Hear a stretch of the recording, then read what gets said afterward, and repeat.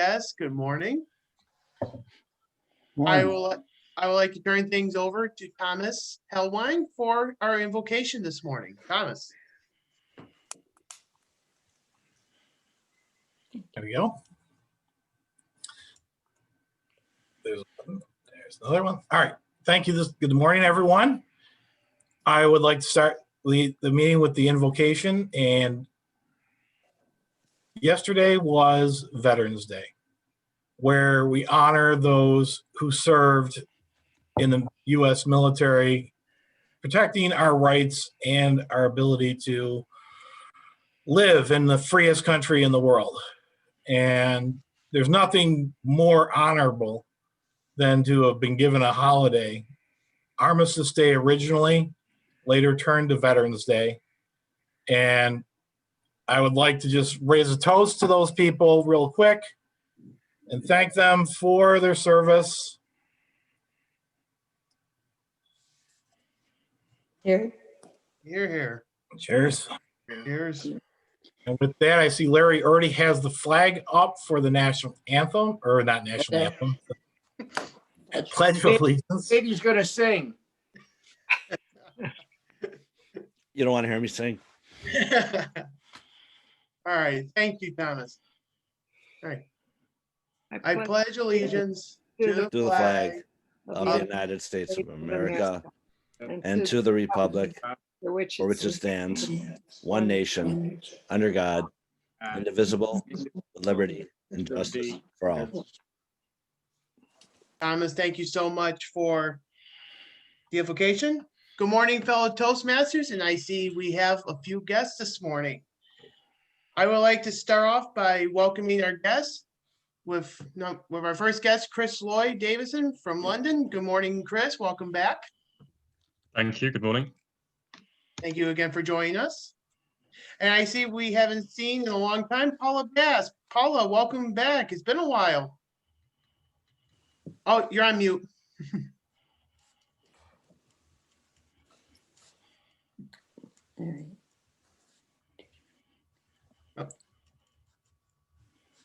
It has been a while. I'm glad to be back. We're glad to have you. Thank you so much. We have a guest, two guests from Queen City Toastmasters, David Jones. Good morning. Morning, Eric. I was surprised to see Vanessa too, so it's nice to see her. Yes, good morning, Vanessa. Morning, Eric. Nice to join you guys. We appreciate you joining this morning. And here we have a guest. All right. Without any further ado, does anybody have any announcements this morning? Larry? I would just like to thank everyone for their participation in our chicken barbecue this past Sunday. And also the Buffalo Bills did win. So we actually brought them a win, I think. We'll take some credit, right? No? Oh. Thank you, Eric, Mr. Toastmaster, or Mr. President. Thank you, Larry. Yeah, it was a beautiful weekend. The weather was fantastic, and it was good chicken too. So thank you, Larry, for everything that you have done for the Hydrocephalus Association. And it was a fun day to have chicken. So are there any further announcements? All right, well, I'll turn things over to our Toastmaster of the day, Margo Sue Bittner. Margo. Good morning, everyone. After 22 years in the club, coming up with a new theme for a Toastmasters meeting gets challenging. So I was standing in my kitchen and I opened my cabinet and I have a collection of coffee mugs. And I thought, you know, all these mean something to me. We have all kinds of fun stuff. And at Tom's Diner, what's the first thing they come around with for most of us is our coffee. So I have coffee mugs I've received as gifts, some as souvenirs, some I've received for holidays. So I'd like to propose a toast to remembering those who gave us a mug, remembering a good time that shows on a mug, and may our coffee always be strong. Yeah. So this one is my cat lady mug. I have a few of those. As you know, I have some cats. And for our guests, you may not know that I write murder mysteries, mostly murder mystery dinner theater. So I have a bunch of them that say, you are dangerously close to be killed off in my novel. I have, please do not annoy the writer. She may put you in a book and kill you. And I have one that my husband made off with me on this morning when he saw it sitting here. It says, I'm a writer, anything you do or say will show up in my book. So thank you all for all the fodder that you give me as I do this. And with that, I would like to introduce our word master, Carol Ann. Carol, do you have a word for us today?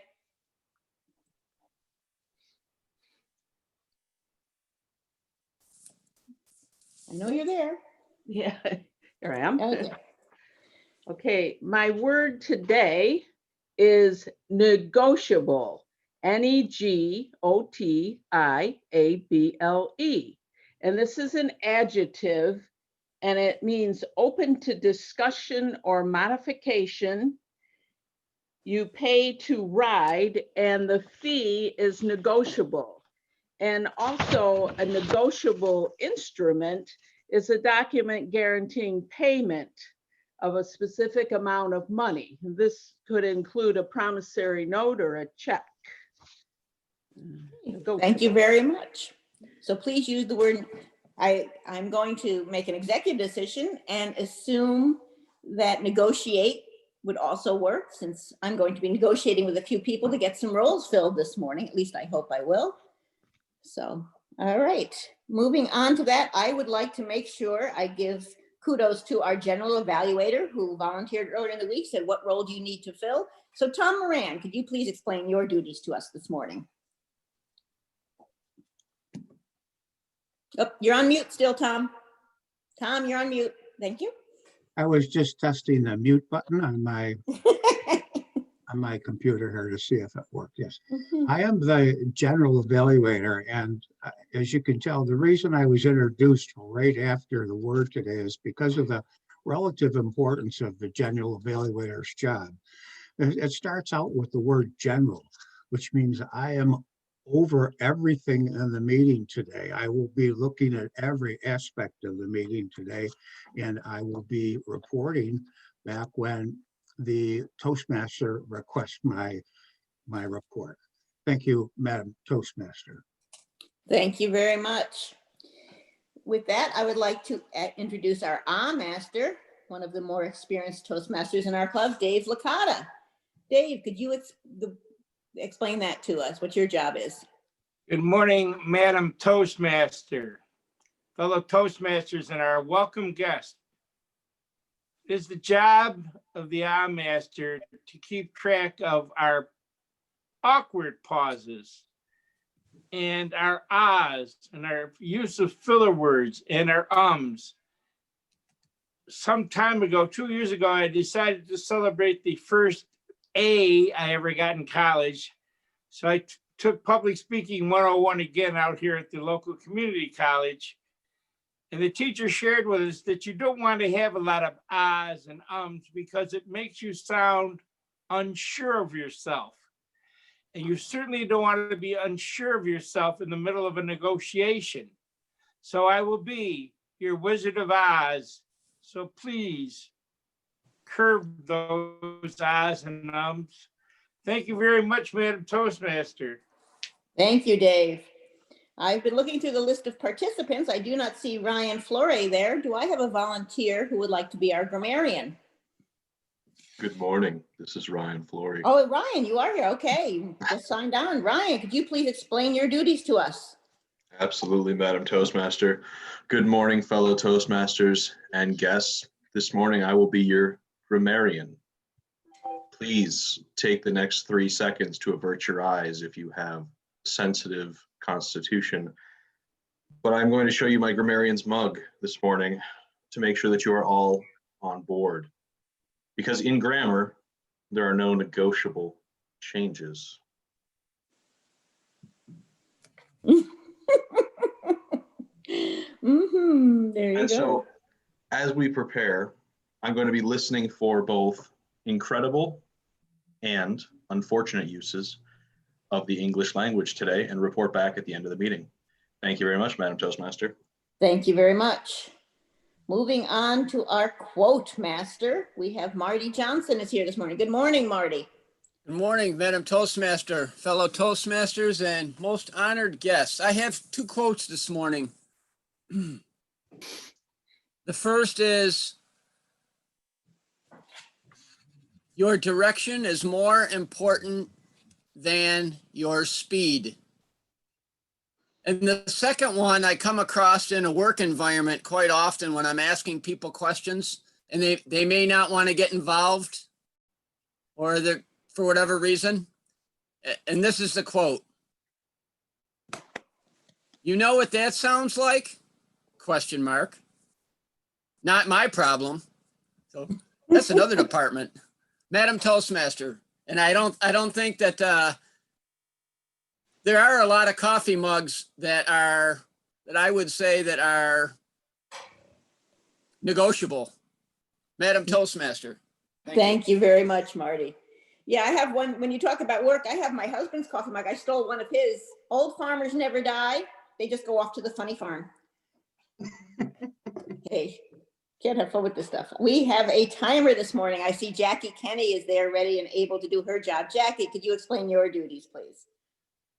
Well, I am ready to explain my duties, and I'm enjoying my tea this morning out of one of my favorite mugs from the Breast Cancer Canal Walk in Lockport. Wonderful. You will have 1.5 to 2 minutes to complete your table topics.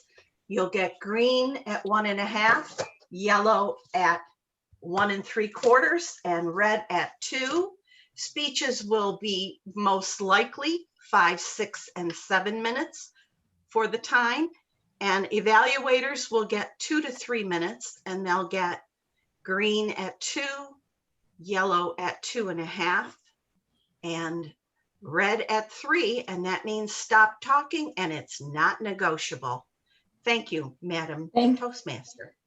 Thank you.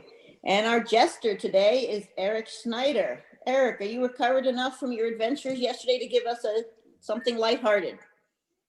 Well, I'd like to really talk about that little incident at work yesterday. Okay, we all like to sit down on the chair, like with our knee and just try to plop on the chair. Well,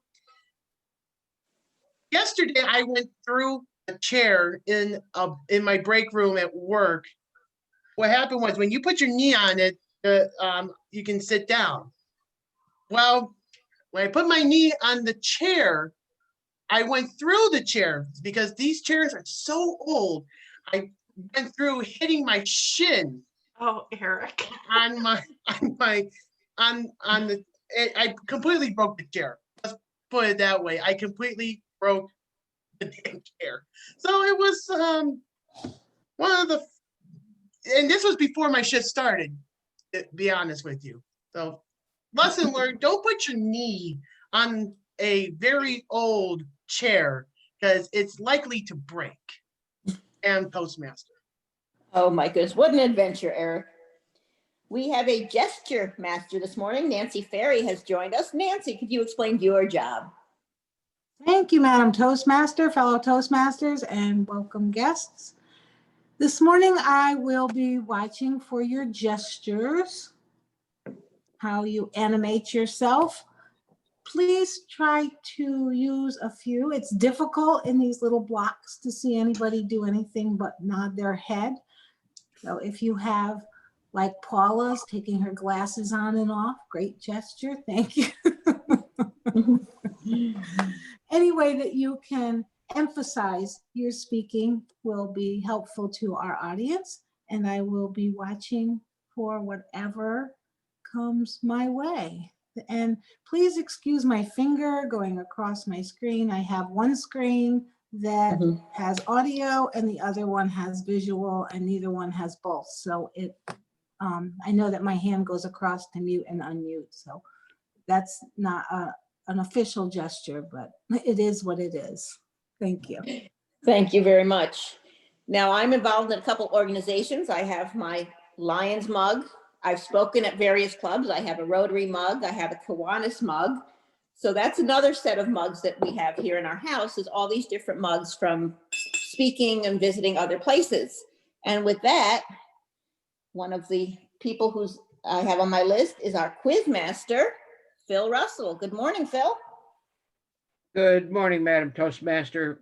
Before I get into my job, but the biggest thing you have to do today is pay attention. Pay attention, just like in school. Now, my mug, I always have a always fresh Tim Hortons mug. And of course, you have to have the AM Lockport Toastmasters It's Worth Getting Up For mug. But one of my favorites is the one that I am very most proud of because I have two children, my son and my daughter-in-law, who are in the military. And so it is a military dad. So I am very happy with this. But let's talk about this mug. The quote on it says, "A yawn is a silent scream for coffee." A yawn is a silent scream for coffee. Now pay attention. I may ask that question later because that's my job, is to quiz you on what you heard today. Pay attention, all you students, pay attention. You don't want to go to the JERG or detention. Thank you, Madam Toastmaster. Thank you, Phil. Appreciate that very much. So before I show you the rest of this collection I have sitting here, I think it's a time for other people to have a chance to speak and use the word of the day. So I would like to introduce our table topics master, Charlie Deacon. Charlie, could you please call on some people to join the party? I'll try that. I brought along four cups. First one says, "Respect the beard." Now, some of you might remember my first wife, Anne. Now, this would not fit with Anne, because one time I had a beard and she said, "Get rid of it or I won't kiss you." So I would like to call on Sylvia. And this cup is Florence Nightingale.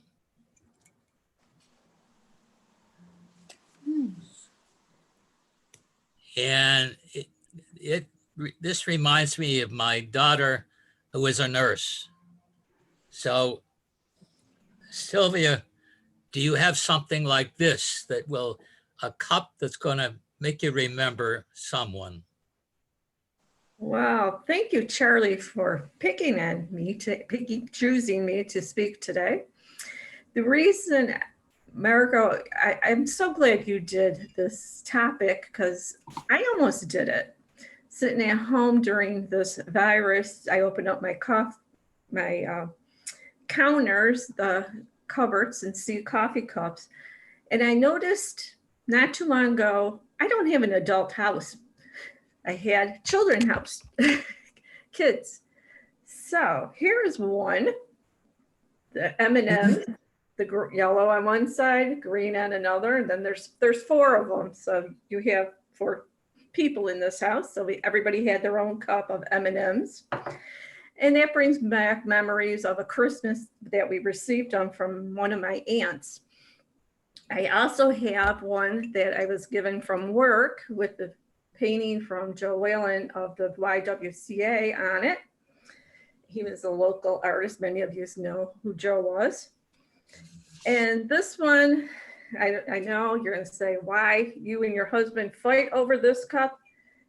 Its handle is real easy to, and it's nice weight, especially when you put coffee in it.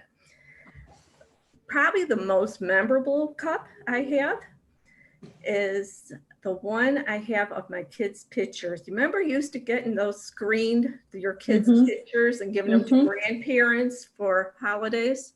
Well, I have the ones that we gave my parents because they were both deceased, of my son, Matthew, on them, and he was probably about 1.5 years old. And I loved it. It was not a negotiable gift that we gave to people. They got it. Everybody got pictures at that time at Christmas. And we just, it's just brings back memories. And now and then I'll bring it out to see what it still looks like. I don't put it in a dishwasher. Thank you, Charlie, for picking on me today. And I know picking is not the right word. Choosing today. All right. Our next person, I'm going to pick on David Jones, our guest. I volunteer for LCTV. Is there an organization which you would volunteer for? Thank you, Mr. Table Topics Master. Greeting fellow Toastmasters and guests. The only organization I currently volunteer for, and it's one that's most passionate to me, is Toastmasters. Queen City Toastmasters in Charlotte, as well as District 37, part of the executive team there. And I think for me, at least, it's one of the more important organizations for professional and personal growth. When it comes to work, it's a non-negotiable type of a skill to have, to be able to communicate well with others. And for me, being part of the board of directors gives me a different perspective. When I started with Toastmasters, it was to learn to overcome my fears of public speaking. And now it's about helping the club, helping guests and new members become better and more professional speakers. And I get a lot of joy out of that whenever I see a member come in and they just start moving up the ranks, as well as myself, to be selfish. I can see where I was a year ago versus now.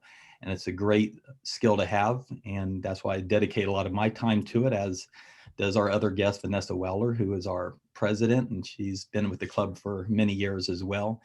And I think that's what we all do here, especially all the board of directors. I know Eric is always coming on Queen City and promoting it. I believe that Toastmasters is the group that I volunteer most of my time for, because I truly believe in it. And who is our timer? I don't see her. There she is. And that's it for me. Thank you, Mr. Table Topics Master. Thank you. And next, I'm going to call on Jill. As you can see, I have a Coca-Cola cup. Now, I don't drink coffee. I don't drink liquor. So I drink Diet Coke. Jill, do you have a favorite cup that you drink as a rule?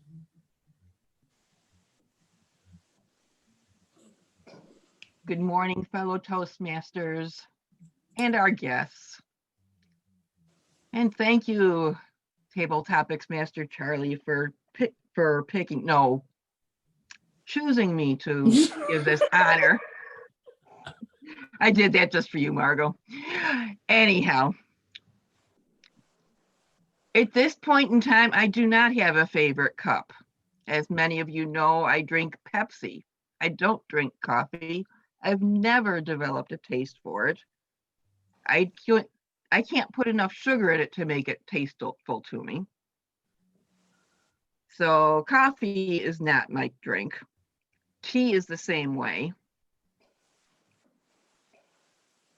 I should drink more water, but I drink Pepsi. And at this point right now, I'm drinking Pepsi out of the bottle because that's the easiest way to buy it. And plus, when I'm going out in the garden and around the house and everything, I can seal it up and then I don't spill it, hopefully.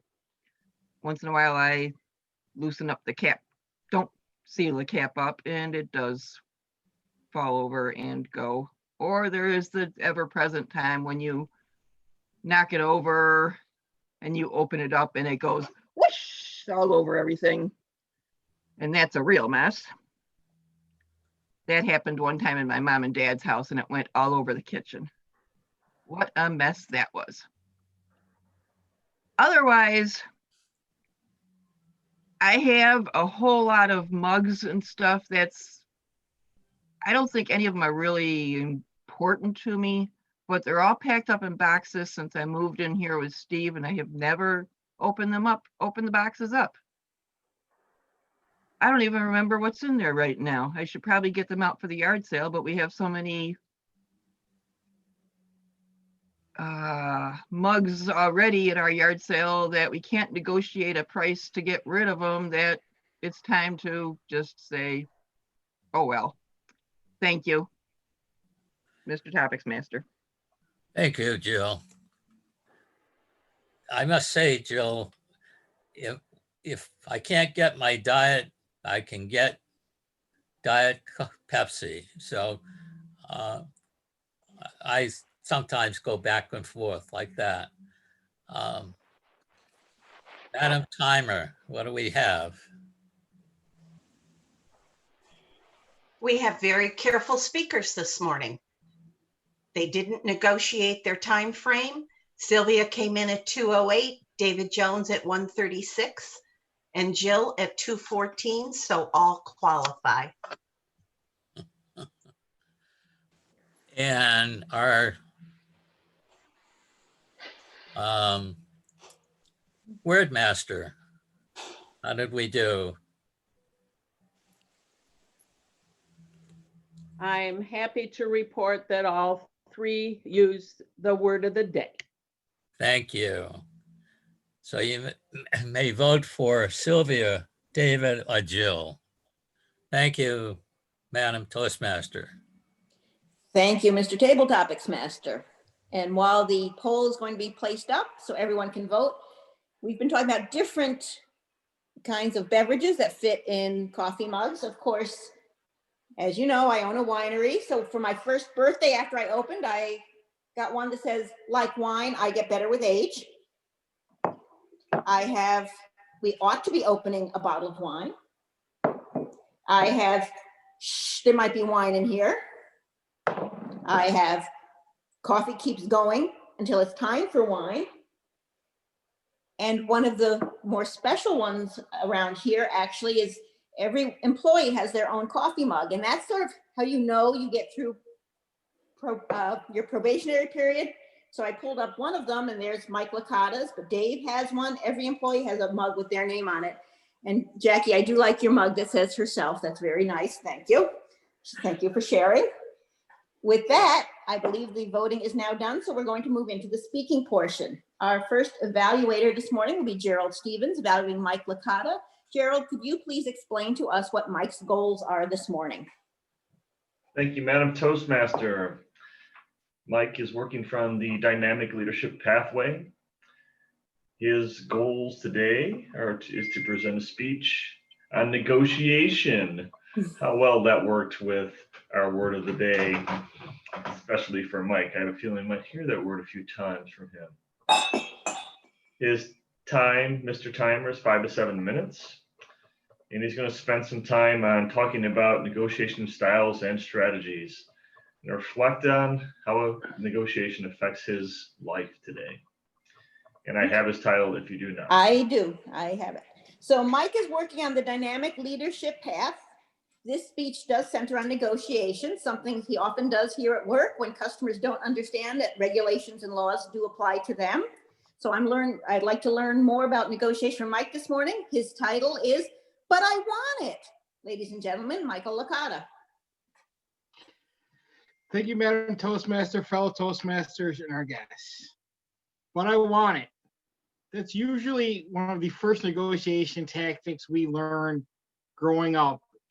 Especially this time of year, we start to growing up, we started to negotiate with our parents about what we wanted for Christmas, because that question kept cropping up usually around middle of November.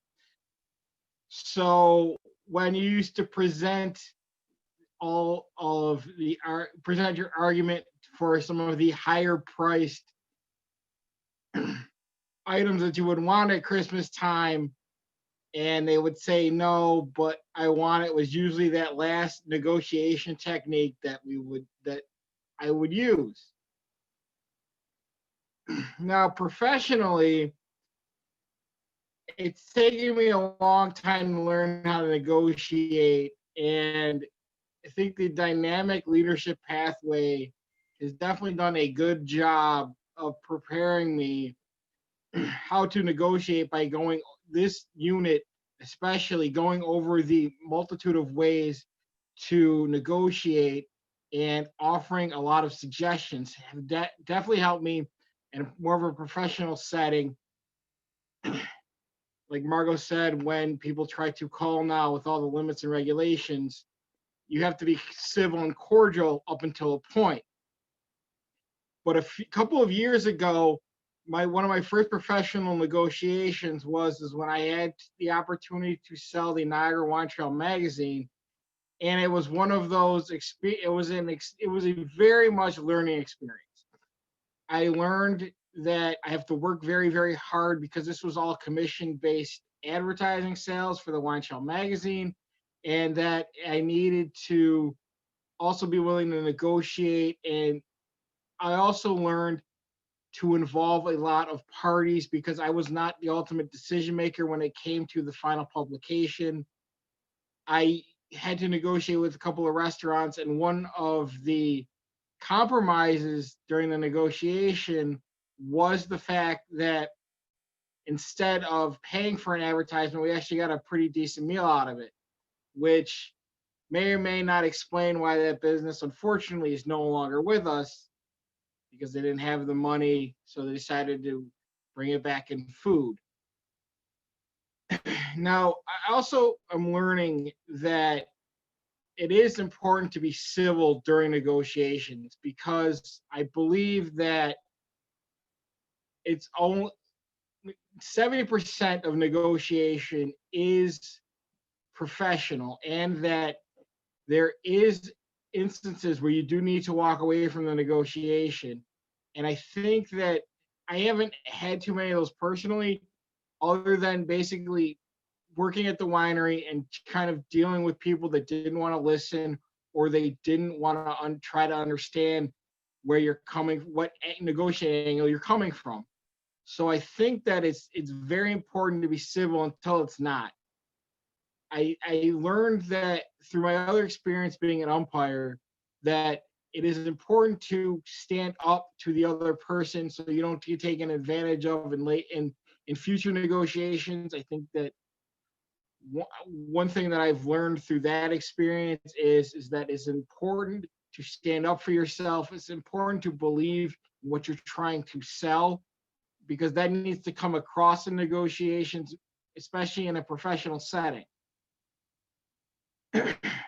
I have learned a lot through negotiations. I know that early on in my professional career, when I would go in for interviews, they would ask about negotiations, and I would always say that was one of my weaker points professionally, because I didn't have the confidence in being able to find a common ground and striking that balance in negotiations and things like that. So I do advise anybody going forward to be more self-reflective when it comes to trying to find a compromise in people's situations. I think that it is very, very important that you can continue to grow and you learn from each negotiation, because I'm also of the idea that even when you're dealing with friends and family, everything is a negotiation. Everything that has to do with either selling yourself, selling an idea, selling an event is a negotiation. So it is very, very important to remember that everything is sales, therefore everything is a negotiation. And that at the end of the day, to help compromise or to finally get the thing that you really, really want, it is also really important to remember that I really, really want it is actually a good negotiation tactic. And it's also a good way to get to that final ending point. Madam Toastmaster.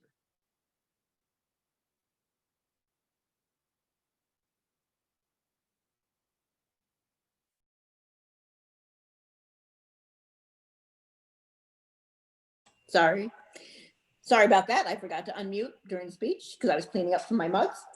Anyway, our second speaker this morning is Len Thornton. Len is going to be evaluated by Anne Marie. Anne Marie, could you please share what his goals are this morning? Yes, good morning, fellow Toastmasters and guests.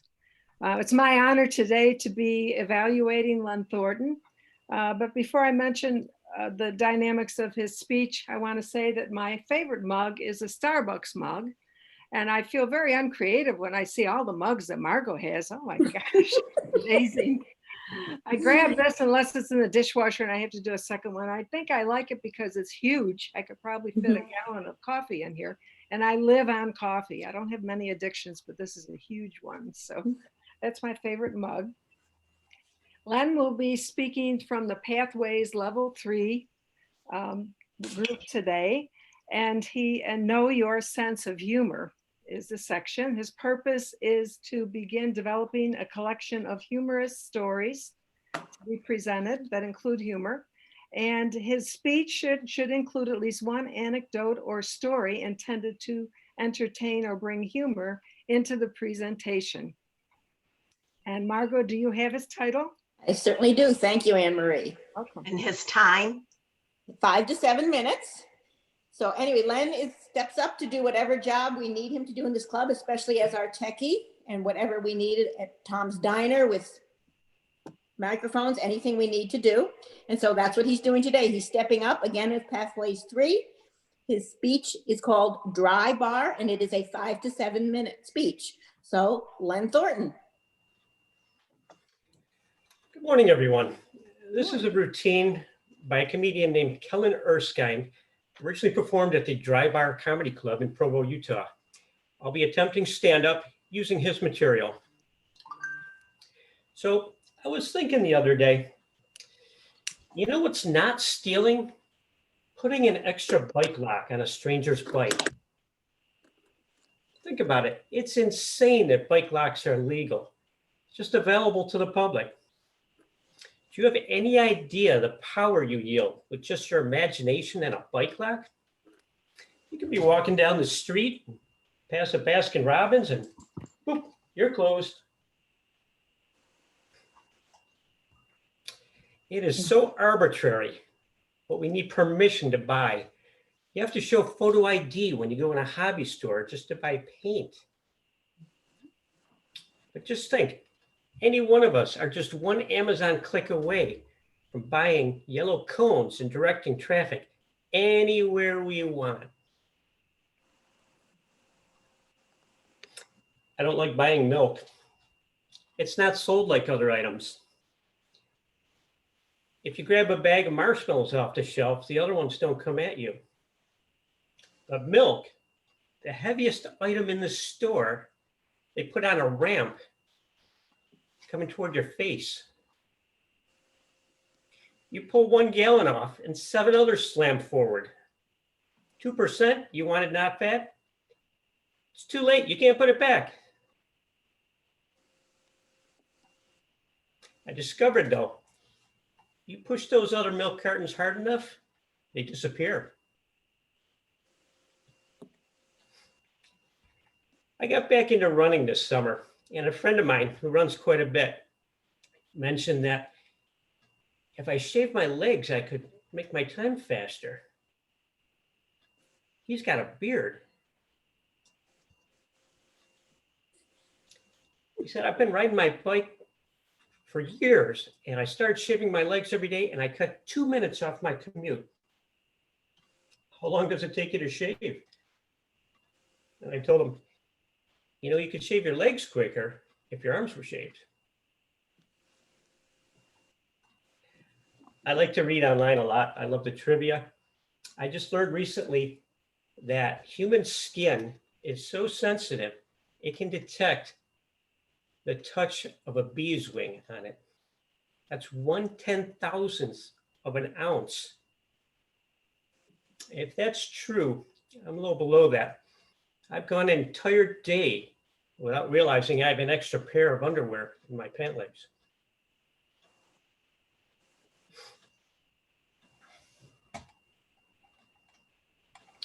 So during the election season, I was looking at the US map, and I know we colonized east to west, you know, right to left, but it looks like it was the other way around.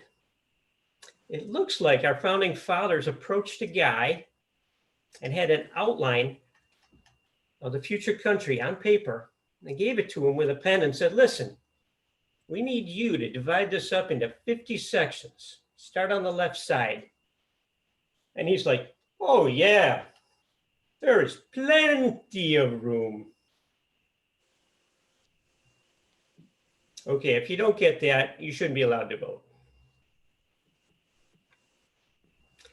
When I moved into my house, it had a landline, and I was talking to my neighbor in the front yard.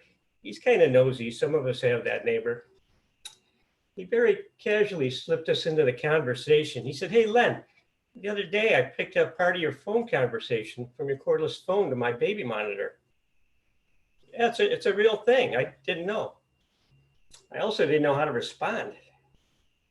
He's just smiling at me like a weirdo. So I said, "Actually, I don't have a cordless phone, but occasionally I do stand in your baby's room and talk to him." Do you ever have this happen where your phone's about to die, so you plug it in while you're talking?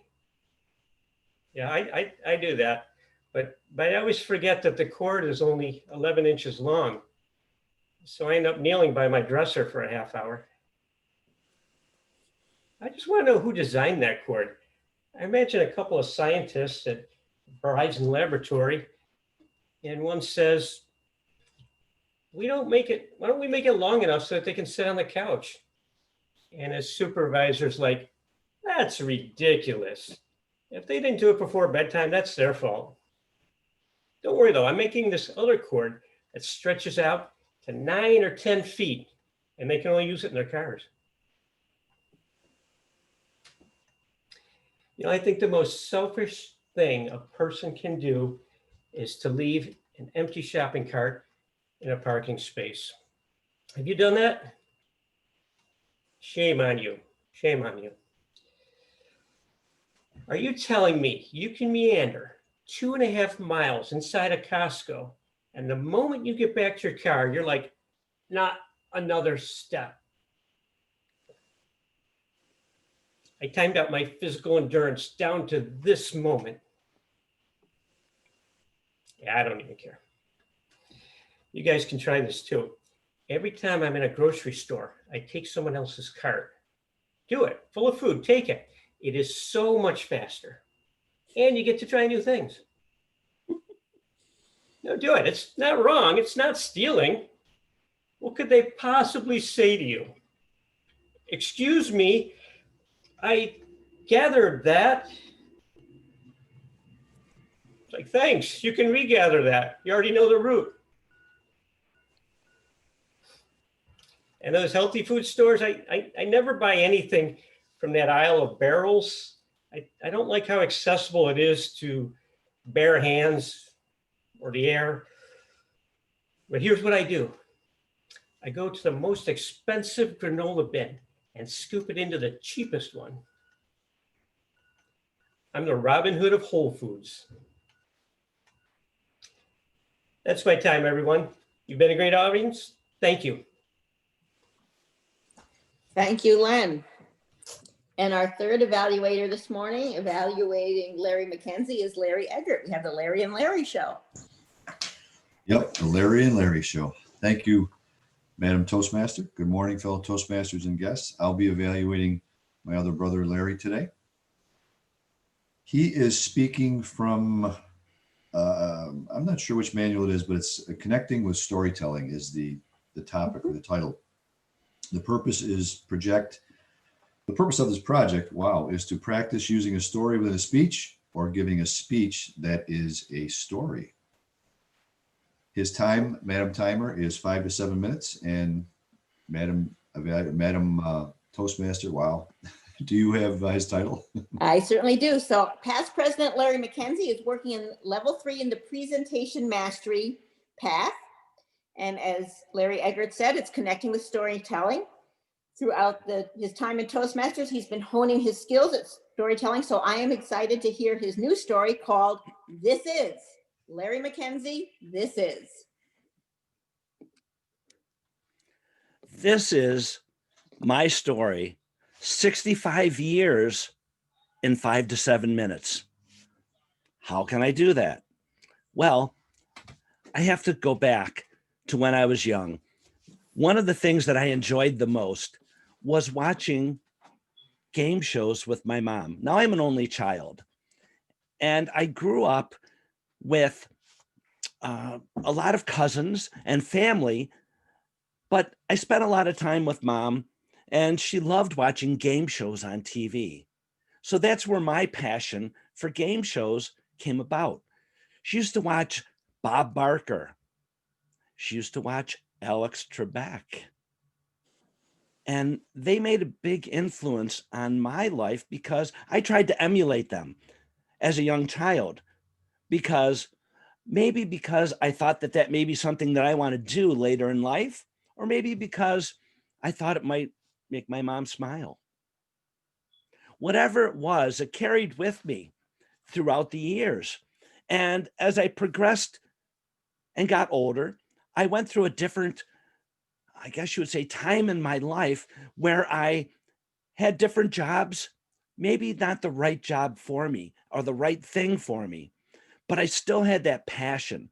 I used to listen to the radio. I used to play on my AM FM radio when I was younger, and I would dial in all of these radio stations late at night and try to get them. And I would listen to a guy named Wolfman Jack, and he had such a unique voice. And I would try to be just like Wolfman Jack, and I would take you on that tour all the way down and play those famous songs for you. Was I Wolfman Jack? No, I was Larry McKenzie. So where did Larry progress through his time? Larry, I was a bar owner. I worked in a factory. I was an assistant manager in a grocery store, but I still had that passion because I loved game shows. I loved music. I loved imitating. And one of the reasons was, as a child, I had a cleft palate. I still have that cleft palate.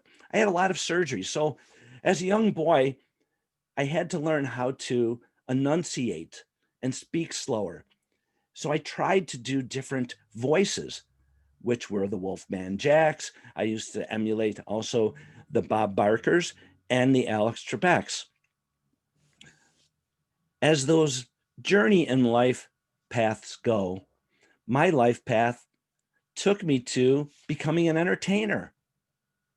I became a DJ, so I got to imitate Wolfman Jack, some of the others, Shane Brother Shane.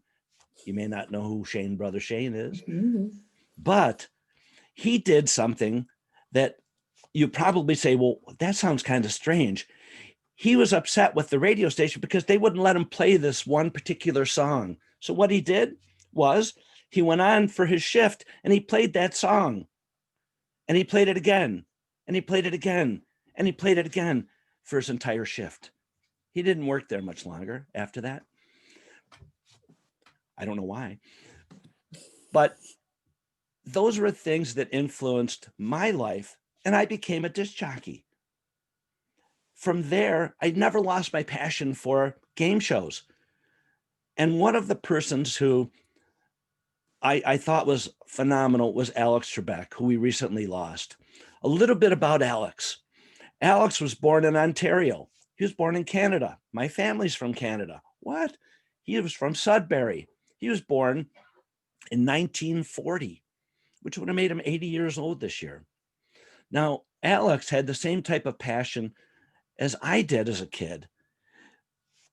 He loved game shows, but he also loved being an announcer. One of the things that you may not know, but I used to watch Hockey Night in Canada on Wednesday nights, every Wednesday.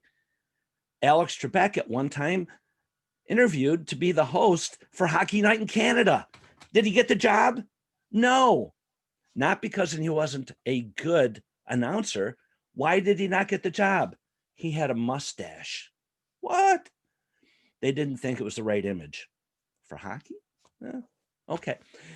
He later in life went on to also host Concentration. That was a game show that I used to watch as a kid. He also hosted To Tell the Truth. What? You're probably saying, you got to be kidding. He also hosted Double Dare, High Rollers card game, which is coming back now. But he's most well known for his hosting of Jeopardy. Now, Jeopardy is the show that he hosted for 37 years. Now, myself, I only had the opportunity to emulate him and all the others because I created about 20 different game shows, not on the same level as Alex Trebek. But I also like Bob Barker. Bob Barker, Price is Right. The Family Feud. How many people love The Family Feud? True. But we're talking about Alex Trebek here right now, and he was one of my favorites. Alex was diagnosed with pancreatic cancer back in March of 2019.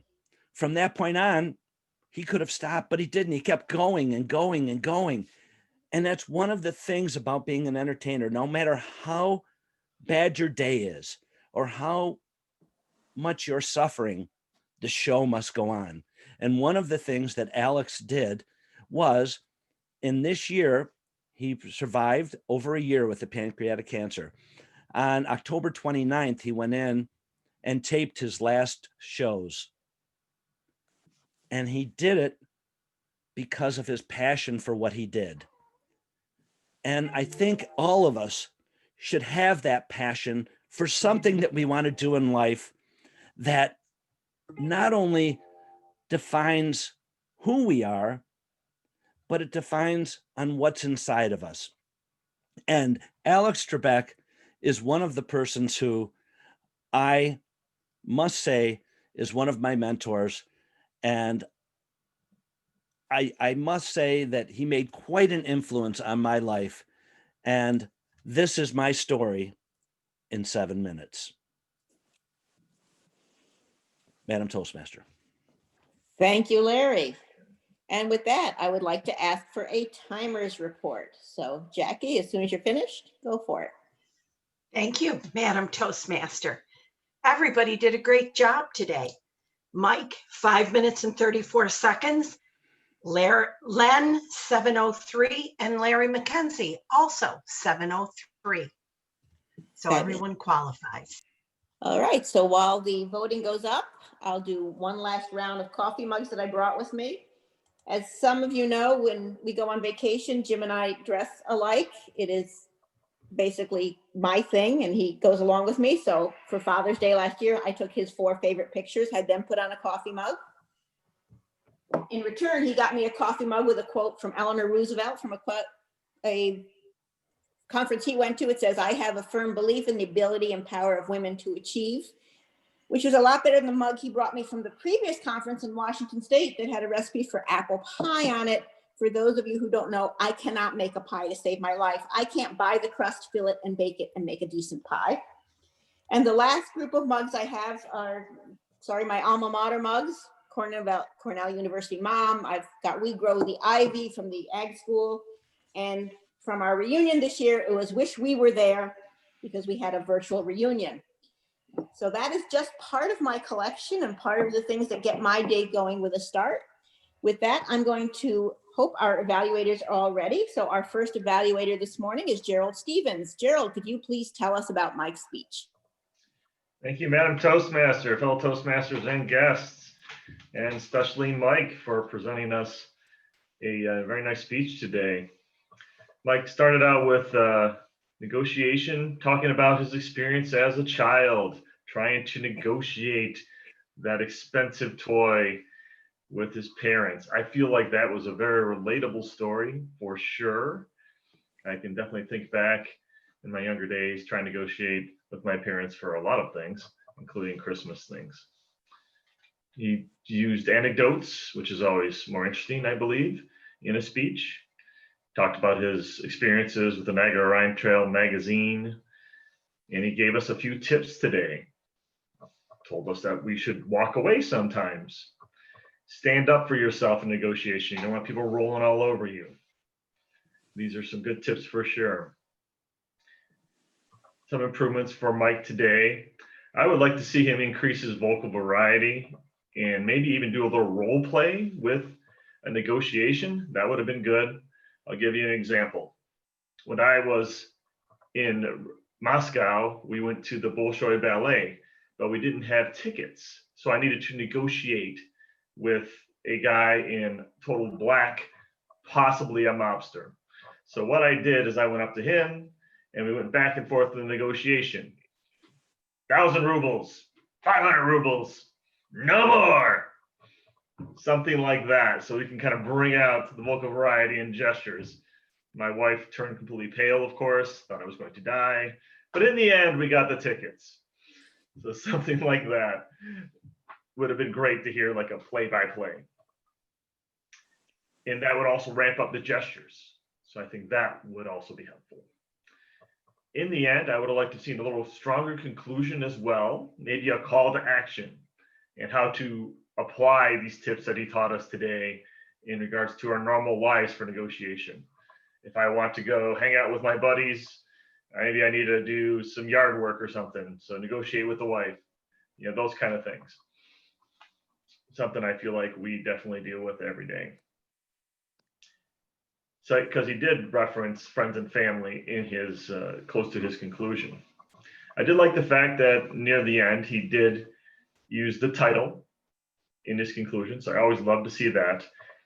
And also, I feel like he practiced his speech pretty well because he did not have many ahs and ums, and the flow was very good. So good job overall, and try to put his recommendations into action in your day and your future, Madam Toastmaster. Thank you, Jerry. Our second evaluator this morning is Anne-Marie Lenhart. Anne-Marie. Unmute, please.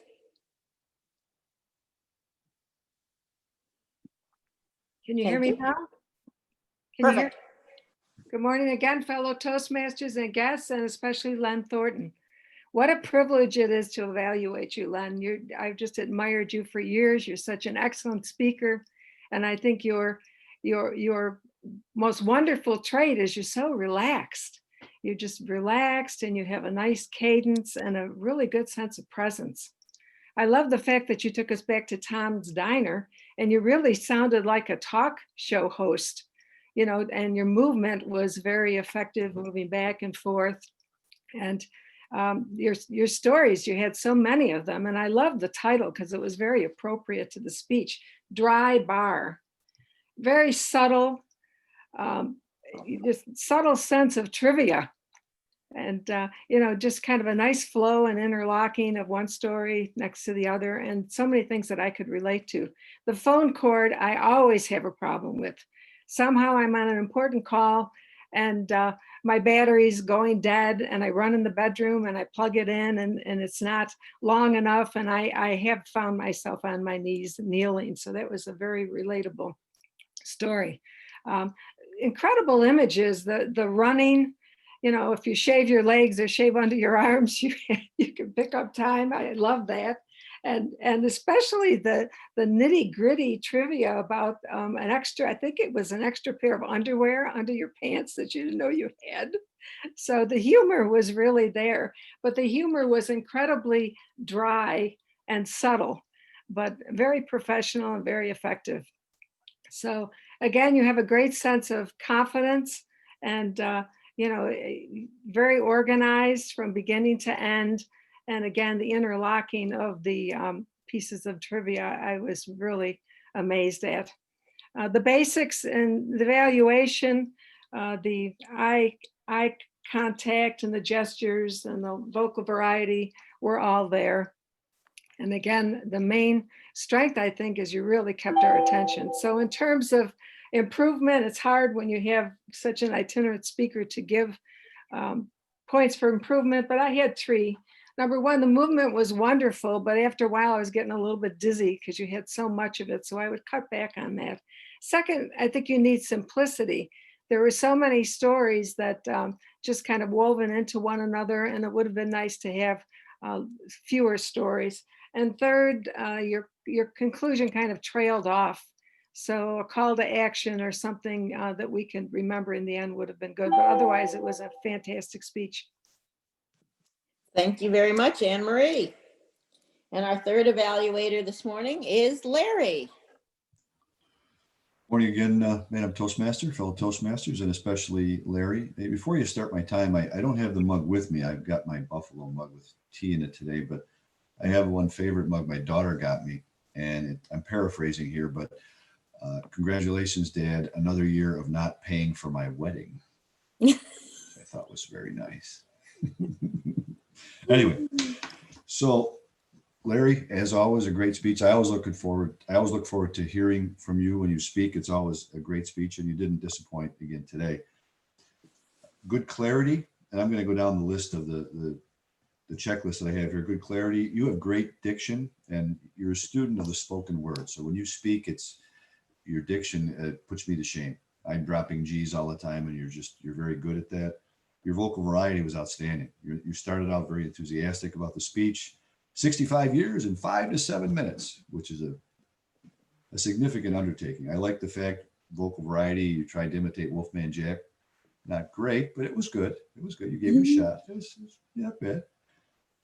Eye contact was great. You didn't use any notes at all. You could tell you were just talking right into the audience, which is outstanding. I know when I talk, sometimes I'm, oh, don't give it up. I hear him complimenting you. Gestures. I'm going to steal a little bit from the gesture master, but it's important because it's part of my evaluation. But in and out, when you had to emphasize things, you used your hands quite a bit, a lot of fingers going on, a lot of thumbs, and that was important, but it wasn't distracting. It was just low enough that it gave it a little more variety. Audience awareness. I was watching the screen, and sometimes when people talk, as they watch these little squares, you can see people are looking around or doing something else.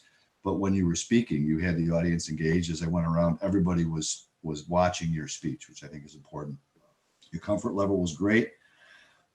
You generated quite a bit of interest. Again, the way you did that was you used characters we all could relate to: Alex Trebek, Bob Barker, Wolfman Jack. I think most of us remember Wolfman Jack. I'm going to make it was a little before my time, but I do remember him. So there are some older people here than me. And the pace was outstanding. So if I really had to dig here to what could be better? And, at first I was going to say no, but there's nothing that you could improve on. And I started thinking about it. If this would be a perfect speech, if you could get up and move around, because I know you're good at it when we have in the club, when we're in the restaurant, this would have been perfect. You'd have been up and down, your arms would have been going, you would have been really enthusiastic. And I think that would have been great. Obviously you can't do that here, but certainly something to maybe think about in the future. Overall, you excelled at your enthusiasm. Entertainment was great. Great ending of the speech. I thought was excellent how you started the speech, 65 years in 5 to 7 minutes, and you ended it the same way. So overall, it was a very, very good speech. I really enjoyed it. And thanks for sharing that with us today. Madam Toastmaster. Thank you, Larry. And may I have one last timer's report? Yes, you may. Again, everyone did a great job. We have, let's see, Gerald at 2:52, Anne Marie at 2:48, and Larry at 2:45. So everyone qualifies again. All right. So as the poll comes up, please vote for the best evaluator. And show of hands, who knows who Wolfman Jack is? Because in the chat, there is not everybody does. Okay. So it must be generational. It's like when I say Carter's little liver pills, people give me a blank look on that one. With that, since the evaluations are done, I would like to turn the entire meeting over to our general evaluator this morning. So please help me welcome Tom Moran. Thank you, Madam Toastmaster. I think one of the nice things about, one of the important things about a Toastmasters meeting, and one of the things that makes for a great Toastmasters meeting is not so much the meeting itself, but the preparation that's put into it. I have a nice program here. I have everybody's speech and title and their objectives on the program. I would like to applaud Margo for all of the work that she's done prior to this meeting today. The meeting runs an hour and a half, but she did a lot of work. I got a lot of different communications from Margo, as I'm sure everyone else did who had a part in the meeting today. So that's one of the keys to having a good, solid Toastmasters meeting. I love the theme this morning, and I liked seeing all your mugs. I'll wait for the laughter to die down. Sometimes my jokes, as well as Len's, can be very esoteric, so we have to wait. Okay, so on with the evaluators. Each evaluator this morning did an excellent job, I have to say. Gerald started out evaluating Mike's speech. Now, Mike did a nice job this morning, and Mike just keeps getting better and better with every speech. And that's very noticeable. And I think Gerald pointed that out, but he gave him some ideas on things that he could do with the vocal variety. And he also threw in there that he could, if he wanted to, actually give an example of a negotiation and how it worked out. So I thought that was more than adequate evaluation. Gerald, you did a nice job this morning, and thank you. Anne Marie did a nice job as well with Len's speech. That was a difficult speech to evaluate because it's so much different than anything else that we normally see. We normally see the person sitting in a chair in front of the computer and doing the speech. This was kind of like out of the ordinary speech that Len did, and I'd like to acknowledge him for taking the risk that he did. I think one of the things that would improve Len's speech is, and I know he can handle this, is I would put a laugh track in there somewhere, because I think that gives you an opportunity to pause during that, from one delivery to the next. Because what happened, and Anne Marie pointed this out, that there were so many speeches or so many different topics to go to one from the other, that because there were no pauses in there, they kind of got compressed, and it was kind of difficult to follow sometimes. So I think, try a laugh track. I'd try it the next, I'd do it again if I were you. Larry, good suggestions. I don't envy anyone today who is voting on best evaluator. This is going to be a tough call today because everybody did such a nice job. So on with the program itself. It started on time, which was great. The pledge was done, and there's something about the pledge that we either have to all do it, or we have to have someone do it, like we do the invocation, and other people listen, because it becomes all kind of mixed in with everybody. Everybody's timing is not the same. So I kind of think we should maybe work on something like that. I like the idea, and Eric was very on top of this, introducing all the guests so that we know who they are and even where they are from. So that was nice. The theme today was I kind of questioned it when I saw on the program that it was about coffee mugs, but everybody bought into that. And I guess that's what's important about a theme, is it can be something out of the ordinary, but if everybody buys into it, and a lot of people brought different mugs and talked about different mugs and things that were important to them on the mugs and what the meaning was and why they had them.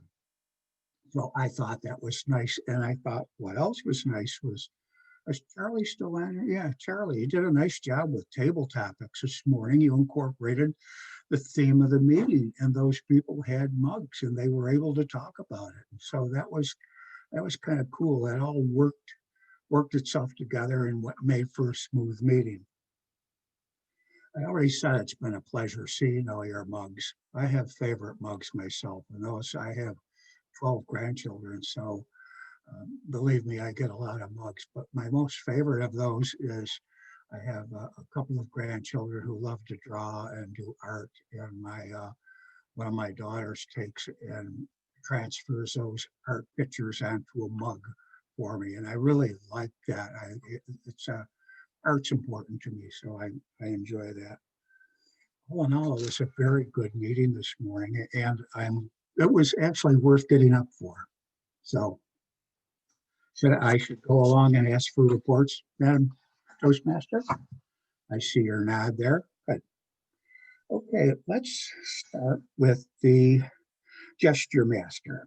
That would be Nancy Ferry. Well, thank you, Mr. General Evaluator. My favorite mug is my Life is Good mug. I don't, this is probably coming up back, but you can't even see it. It's just a flower. It says life is good. Do what you like what you do, which is their motto. Have lots of life is good t-shirts and that kind of thing. So I just like to remember, even in the rough times, that life is good. As gesture master today, I really focused on eyes and smiles and realized that when we're in a room and we're all standing there, I'm looking at other gestures. I'm looking more at hands and feet and body swaying and that kind of thing. Really focused on the eyes and the smiles. And Eric, you started us off with great facial gestures, very animated, appreciated that, got us all laughing. Lots of thumbs up today, quite a few hand gestures. Sometimes they only come halfway up in the screen, but I could tell that they were happening. Eric and David and Larry. David, you leaned into the camera like this when you were emphasizing something. Marty, you did a nice shoulder shrug when you were emphasizing you weren't sure about something. Phil, you talked about honoring the military, and then you used these typical military gestures, that hand chopping and the finger pointing. I felt like that was an awesome emphasis on what you were talking about. I don't know if it just came naturally or you thought about it, but I noticed it. Len, just great all around gestures. It was also a treat to see someone moving around. And I'm not sure if this is a negotiable gesture master observation, but Carol Ann, you held the sign for the word of the day, nice and high. It was a great gesture. Perhaps writing the definition on the back could help make it more confident. And then we could see the word for a little bit longer and see the definition as we're hearing it. I would like that. Let me see. I think the greatest gesture or the best gesture of the day was the raising of mugs. Went with the theme. And that's my report. Thank you very much. Thank you, Madam Gesture Master. Could we have a grammarian's report next, Ryan? Thank you, Mr. General Evaluator. We most certainly can. So I wanted to touch on one of the biggest themes of the meeting, and that was run-on sentences during speaking. It was happening in quite a few different realms, so I just wanted to bring it up first and foremost before I go in. Remember, your speech, like your writings, should have pauses in the appropriate places. Jill, I really liked the make it tasteful to me. I think tasty has never sounded right coming out as a speech, in use of speech rather. Mike Licata, civil and cordial. A couple of things there, preparing me how to negotiate. So preparing me for negotiations, teaching me how to negotiate, or preparing to negotiate would be a couple of different options there. Len, excessful at one point you said, which I think you were going for excessive. I also had the note for Larry about diction. Tom, the use of the word esoteric was wonderful, even though I had no idea who this Wolfman person was and I was not part of the esoteric group. I felt a little excluded. I'm just kidding, I'm fine. I wanted to share with you guys my favorite coffee mug because this mug is from Omegon Brewery. It holds about 4 cups of coffee, the 6 ounce, not really a cups. And the mug itself stays very, very warm, which means that it's comforting to hold, as well as being a little bit heavy because it's thicker. And so the coffee stays warmer longer as I go through my 4 cups of coffee at once. And finally, I will end my grammarian report with the shopping cart theory to assist with Len. Shopping cart has no consequences whether or not you return it. So you can tell a lot about somebody just by seeing them in a parking lot, whether or not they bring their shopping cart back, or if they just kind of push it towards the destination, or if they leave it right where they stopped. So shopping cart theory. Thank you very much, Mr. General Evaluator. Thank you for that fine grammarian's report. Could I have Dave Licata give us an Master's report? David, are you ready? I'm ready and able, sir. How are you? I am good. Oh, you know what? I am well, actually. Thank you. All right, here we go, folks. This is my AM Lockport Toastmasters mug. Doesn't have any witty sayings on it, but we are witty people. We are wise people. And if we want to share our wit and wisdom, the best way to do it is be a Toastmaster. Now, on with the report. We were well behaved today. We only had a few problems. Our dear friend from down there in the Carolinas, David Jones, had 3. Brian just gave me 3 just now, moments ago. Marty had 1. Nancy was doing great, but right at the end she had 1. And Jill Roaring only had 1, but it was a beauty. It was an absolute Hollywood So if you wanted to emphasize somebody getting up in the morning in a movie, they'd make this grand gesture of an like a yawn, and that's what she gave us. Anne Marie did not have more than 5. She had 5. And Larry Eggert had 3. And Mr. Moran, our general evaluator, that is my report for today. Oh, thank you. I was waiting for you to tell me how many ahs and ums I had. No, you were. Wait a minute. Oh, No, never clear, mind. baby. You're done. You're done, David. You're Clear. clear. You're clear. You're clear. Okay. Now, could I have the Quizmaster report, please? And that would be Phil Russell. Phil? Cousin Tom, thank you so much. Test us out, Phil. Yes. Now the test. Now for the test.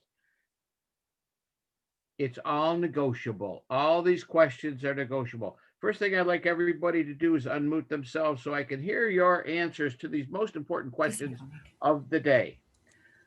Margo has coffee mugs with what animal on it? Yeah. All right. Charlie had how many coffee mugs with him today? 4. 3. 4. All right. Now, these are important questions. These are important. Sylvia, what was her coffee cup? M&M. Right.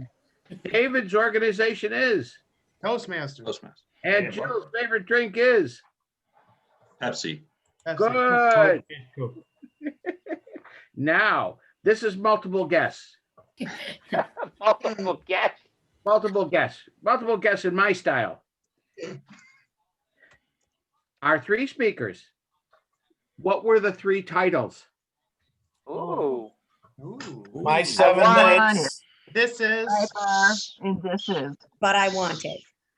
Right. This is Dry Bar and But I Want It. Last question. Tom, my cousin, has how many grandchildren? 12. 12. 14. 12. Correct. Hi, Paula. Take it over.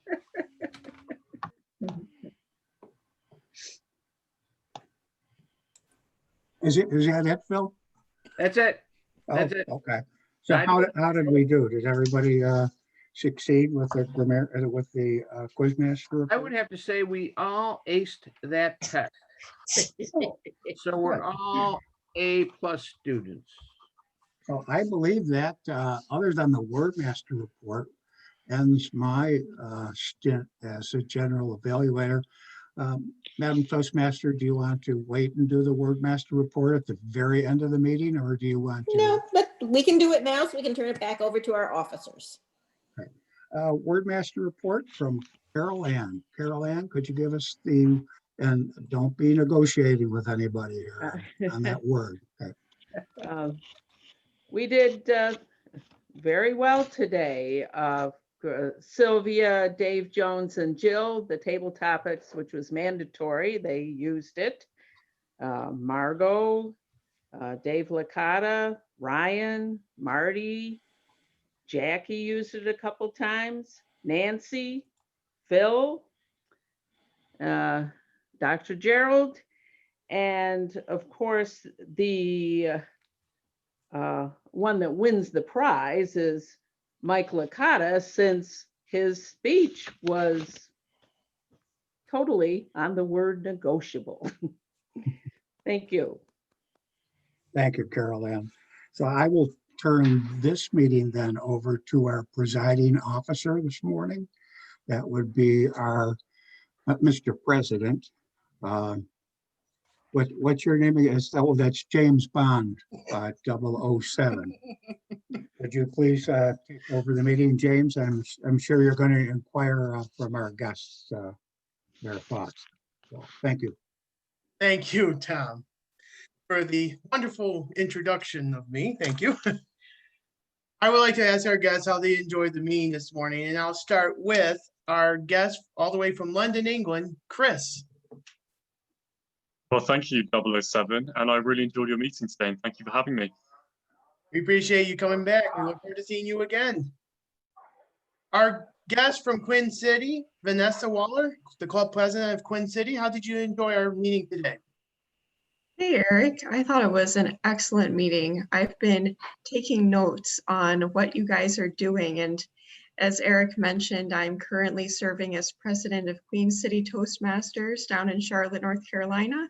And Eric's been a regular attendee at our club. So I definitely wanted to check out his club that he was telling me about. And it was just a great meeting. And everyone had a role. It felt like everyone was involved. So thank you so much for letting me join you. Thank you so much, Vanessa, for joining us. We appreciate it. Paula Bass, how did you enjoy the meeting today? I always enjoy the meeting. I wish I could get here more often. But for you, those that do know Wolfman Jack, a few years ago, I was speaking to a mother of preschoolers group.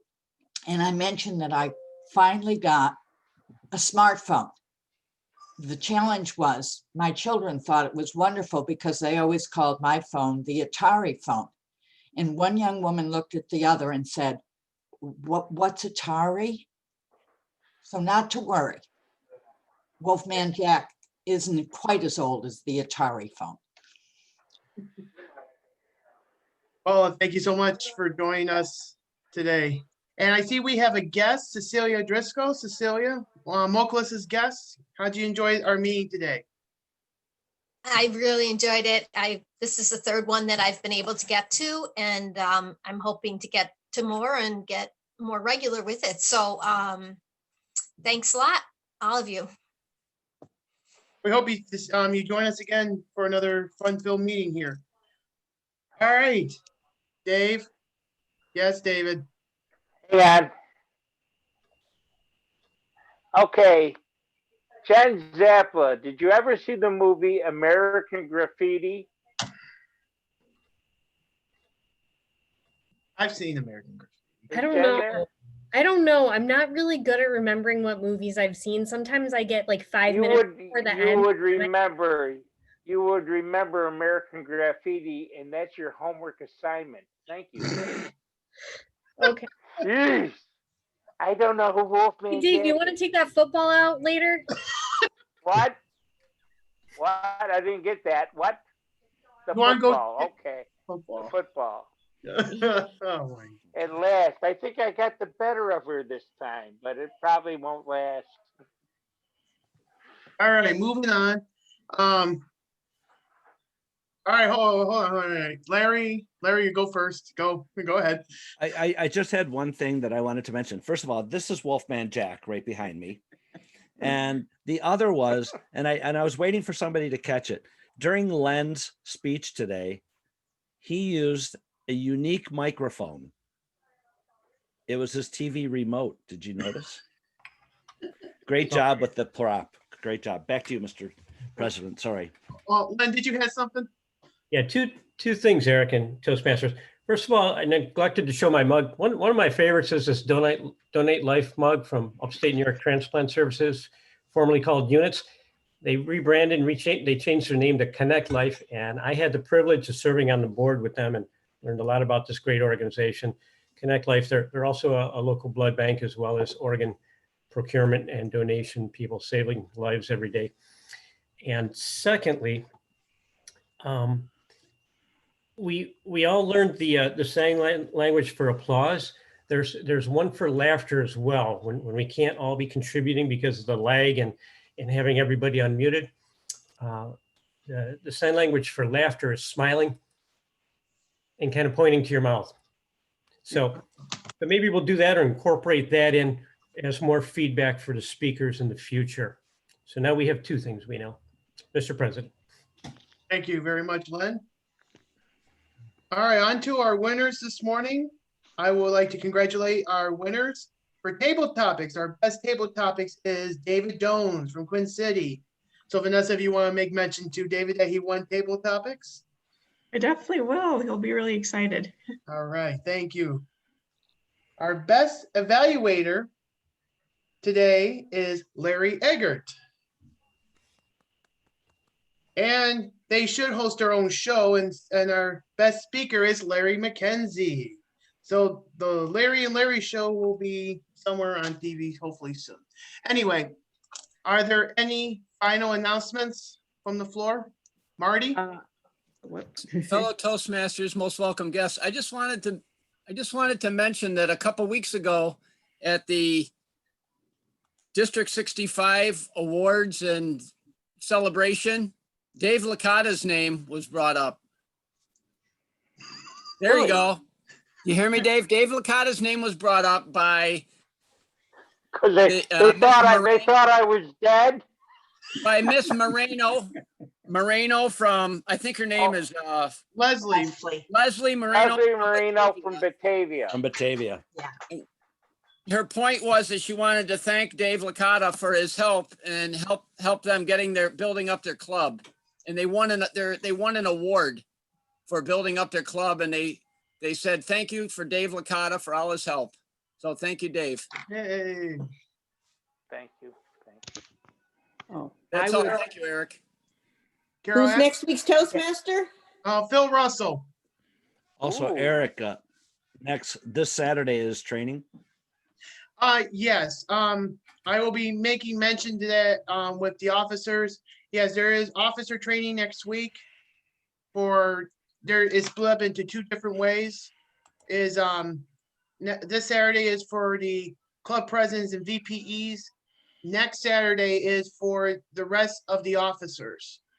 So I will be posting the link to join on Zoom, and if anybody has any questions, please contact me.